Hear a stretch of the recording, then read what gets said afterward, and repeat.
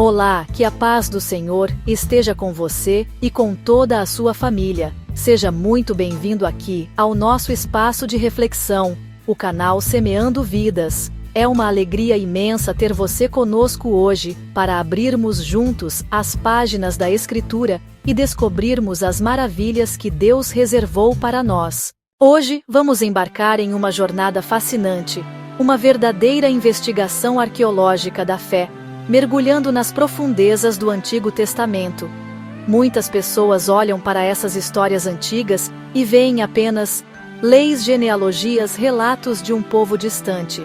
Mas quero te convidar a olhar com novos olhos, a perceber os detalhes que, como peças de um grande quebra-cabeça, já montavam a imagem da maior história de amor de todos os tempos. Nossa conversa de hoje tem um propósito muito especial: mostrar como Jesus Cristo, o Messias prometido, já estava presente, de forma velada e simbólica, em cada parte do Antigo Testamento. Imagine um grande tapete, tecido com fios de várias cores. De longe, você vê uma imagem completa. Mas, ao se aproximar, percebe que cada fio foi cuidadosamente colocado em seu lugar para formar aquele desenho. Assim é a Bíblia. O Antigo Testamento é a preparação do cenário, a introdução dos personagens e a promessa de um Salvador que viria. Cada profecia, cada ritual, cada história de herói ou pecador aponta para a frente, para o clímax da história da redenção. É um mapa do tesouro que nos leva diretamente a Jesus. Hoje, quero que você se sinta à vontade, como se estivéssemos tomando um café e conversando sobre as coisas de Deus. Não se preocupe se você não tem muito conhecimento bíblico ou se algumas histórias parecem confusas. O objetivo aqui é simplificar, é conectar os pontos de uma maneira que faça sentido para o coração. Vamos descobrir juntos que o Antigo Testamento não é apenas um livro de história de Israel, mas uma carta de amor de Deus para a humanidade, escrita ao longo de séculos. E o protagonista dessa carta, anunciado desde o Gênesis até Malaquias, é o nosso Salvador, Jesus Cristo. Prepare o seu coração, pois o que vamos explorar é verdadeiramente transformador. A beleza da revelação bíblica está em sua consistência e em sua unidade. Pensem como é incrível que dezenas de autores, vivendo em épocas diferentes e em culturas diferentes, muitas vezes as pessoas se perguntam: por que deveriam ler o Antigo Testamento? Elas pensam: eu vivo na Nova Aliança, a da graça de Jesus.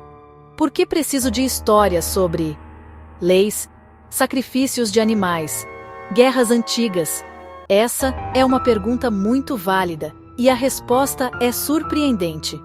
O Antigo Testamento é a fundação sobre a qual todo o Novo Testamento foi construído. Sem ele, a vinda de Jesus poderia parecer um evento aleatório na história. Mas com ele, percebemos que a chegada do Messias foi o cumprimento de um plano divino, meticulosamente preparado e anunciado desde o início dos tempos. É como tentar assistir ao último capítulo de uma série sem ter visto os episódios anteriores. Você pode até entender o final, mas perderá toda a profundidade e o significado da jornada. Jesus mesmo confirmou essa verdade. Após sua ressurreição, ao encontrar 2 discípulos no caminho de Emaús, Moisés, todos os profetas, explicou-lhes o que constava a respeito dele em todas as Escrituras. Lucas capítulo 24, versículo 27. Veja que incrível! O próprio Cristo usou o Antigo Testamento para revelar a si mesmo. Histórias, leis, profecias não eram apenas sobre o passado, mas eram sombras e figuras que apontavam para vida, sua morte, sua ressurreição. Cada cordeiro sacrificado no templo era um símbolo do Cordeiro de Deus, que tiraria o pecado do mundo. Cada sacerdote que intercedia pelo povo era uma figura do sumo sacerdote perfeito, Jesus. Essa forma de revelação é chamada de tipologia. Um tipo no Antigo Testamento é uma pessoa, evento, instituição. Jonas, passando 3 dias no ventre do grande peixe, é um tipo da morte e ressurreição de Jesus. Adão é um tipo de Cristo. um como cabeça da humanidade caída, e o outro como cabeça da humanidade redimida. O maná que caiu do céu para alimentar o povo no deserto era um tipo de Jesus, o pão da vida. Compreender isso abre uma dimensão completamente nova para a nossa leitura bíblica. É por isso que hoje vamos nos concentrar em uma das histórias mais dramáticas e poderosas de todo o Antigo Testamento. Uma história que, à primeira vista, parece ser sobre a fé inabalável de um pai, mas que, em uma camada mais profunda, é uma das mais claras e comoventes prefigurações do sacrifício. A história começa em Gênesis, capítulo 22. Abraão já era um homem idoso. Ele e sua esposa, Sara, haviam esperado por décadas pela promessa de Deus, um filho. E então, em sua velhice, Isaque nasceu.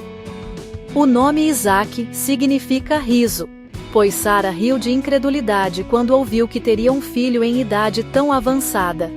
Isaque era o filho da promessa, o herdeiro de todas as bênçãos que Deus havia prometido a Abraão. Ele era o centro da vida e da esperança de seu pai. Podemos imaginar a alegria, o cuidado e o amor que Abraão dedicava a esse menino. O milagre vivo que corria por sua casa. Ele era, em todos os sentidos, seu filho único e amado. Então, em um dia como qualquer outro, Deus fala com Abraão e lhe faz um pedido chocante, quase incompreensível. A Bíblia diz: tome seu filho, seu único filho Isaque, a quem você ama, e vá para a região de Moriá.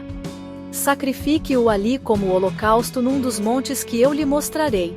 Imagine o impacto dessas palavras no coração de um pai. O pedido era contrário a tudo o que Abraão entendia sobre Deus, que abomina o sacrifício humano. Era o fim da promessa, era o fim de sua linhagem, era o fim de tudo pelo que ele havia esperado. Qualquer outra pessoa teria questionado, duvidado, talvez até mesmo se revoltado contra Deus. Mas Abraão não. A resposta dele é um testemunho silencioso de uma fé extraordinária. A Escritura nos conta que na manhã seguinte, Abraão se levantou cedo, selou seu jumento, levou consigo 2 de seus servos, e seu filho Isaque. Ele cortou a lenha para o holocausto, e partiu para o lugar que Deus havia indicado. Pense na agonia silenciosa dessa preparação. Cada machadada na lenha devia ecoar em seu coração partido. Cada passo na jornada de 3 dias devia ser um tormento. Ele caminhava em direção ao sacrifício de seu próprio filho, o filho que ele amava mais do que a própria vida. E ainda assim, ele obedecia. Ele confiava que o mesmo Deus que lhe deu Isaque de forma milagrosa tinha um plano, mesmo que ele não conseguisse entendê-lo. Essa fé inabalável de Abraão é a chave para entender a história. Quando seus servos perguntam onde eles estão indo, Abraão não revela o propósito terrível da viagem. Ele simplesmente diz para que esperem ali, enquanto ele e o rapaz vão adorar e depois voltarão. Note o plural. Voltaremos. De alguma forma, em seu coração, Abraão acreditava que, mesmo que ele sacrificasse Isaque, Deus era poderoso para ressuscitá-lo dos mortos, conforme nos explica o livro de Hebreus. Ele não entendia como, mas sua fé no poder e na bondade de Deus era maior do que seu medo e sua dor. Ao chegarem ao local designado por Deus, Abraão constrói um altar. Ele arruma a lenha sobre as pedras, preparando a cena para o sacrifício. Cada movimento deve ter sido executado com uma precisão dolorosa, um ritual de obediência que rasgava sua alma. É nesse momento de tensão máxima que Isaque quebra o silêncio. Sua pergunta é simples, inocente e, para Abraão, absolutamente devastadora. Ele olha para o fogo e a lenha. Meu pai?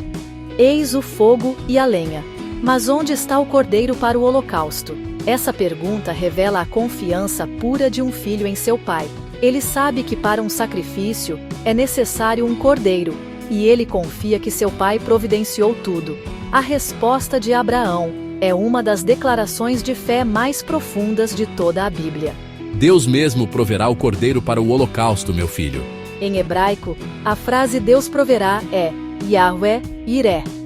Abraão estende a mão e pega a faca para sacrificar seu filho. No exato momento em que Abraão estava para consumar o sacrifício, uma voz ecoou dos céus: Não toque no rapaz! E então, a profecia de Abraão se cumpre de forma literal e imediata. Abraão ergueu os olhos e viu um carneiro preso pelos chifres num arbusto. Ali estava a provisão. Abraão desamarra seu filho do altar e, em seu lugar, sacrifica o carneiro que Deus proveu. O substituto tomou o lugar do filho. Os paralelos entre o que aconteceu com Isaque no Monte Moriá e o que aconteceu com Jesus no Monte Calvário são numerosos e impressionantes demais para serem mera coincidência. Jesus não era um substituto animal, ele era o Filho de Deus, o sacrifício perfeito, único e suficiente. No Monte Moriá, Deus proveu um carneiro para Abraão. No Monte Calvário, Deus proveu seu filho como o sacrifício que foi poupado a Abraão. Deus Pai o realizou ele mesmo. A cruz é a expressão máxima do Yahvé Iré. O que essa história desperta em seu coração hoje? Lembre-se da resposta de Abraão: o Senhor proverá. O mesmo Deus que proveu um carneiro para Abraão, que proveu seu filho por toda a humanidade, é o Deus que está com você hoje. O túmulo está vazio. Se essa verdade tocou o seu coração hoje, escreva aqui nos comentários: Jesus vive.